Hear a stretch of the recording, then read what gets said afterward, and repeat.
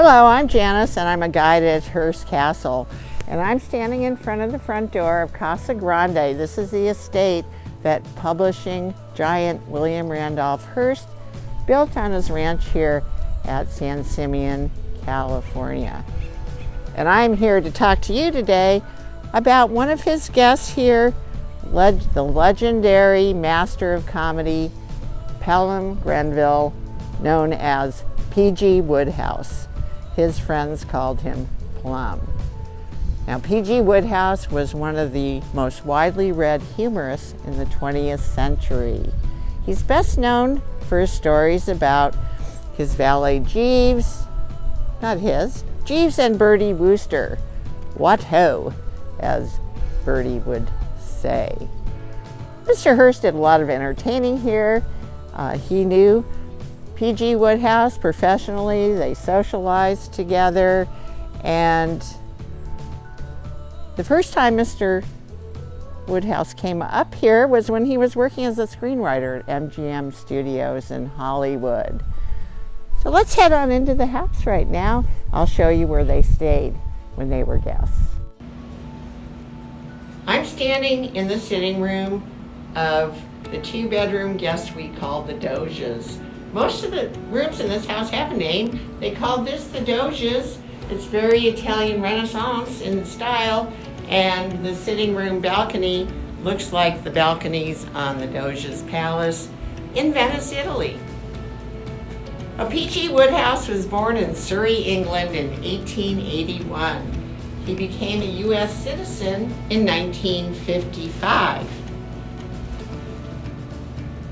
He moved to New York City from London in 1909 to try his hand on Broadway. He quickly teamed up with what he called the trio of Broadway musical fame: Guy Bolton on the storyline, Jerome Kern, the musical score, and P.G. Wodehouse, the song lyrics, and help on the storyline with Guy Bolton. Now, he first met Mr. Hearst through Mr. Hearst's longtime companion, actress Marion Davies. In 1918, she left the Ziegfeld Follies to join the trio's production of Oh Boy on Broadway. She and Plum remained friends for years. He moved to Hollywood in 1929 to become a screenwriter for MGM Studios, where Marion was under contract as an actress. Mr. Hearst had his own movie production company, Cosmopolitan, at MGM Studios as well. We're walking into the dining room called the refectory, which P.G. Wodehouse aptly described as an enormous room hung with banners. Marion Davies sat here in the middle of the table at dinner, Mr. Hearst across from him, and then the guests were arranged by place card up and down the table. P.G. Wodehouse said, and I quote, "The longer you stay, the further you get from the middle. The first night, I sat to Marion's right. And the longer I stayed, I was pushed further and further away until I made it to the extreme end, when I thought it must be time to leave or I'd be feeding on the floor."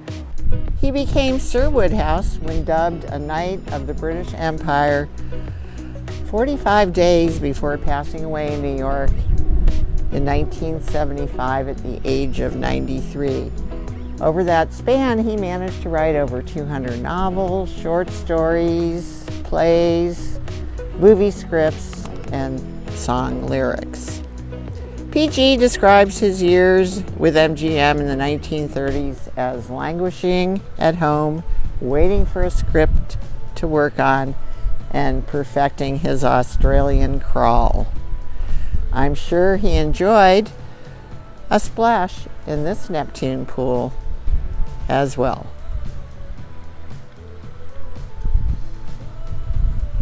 William Randolph Hearst invited thousands of guests here. Over the years, he was entertaining, and all of us at Hearst San Simeon State Historical Monument look forward to your visit as well. Thank you.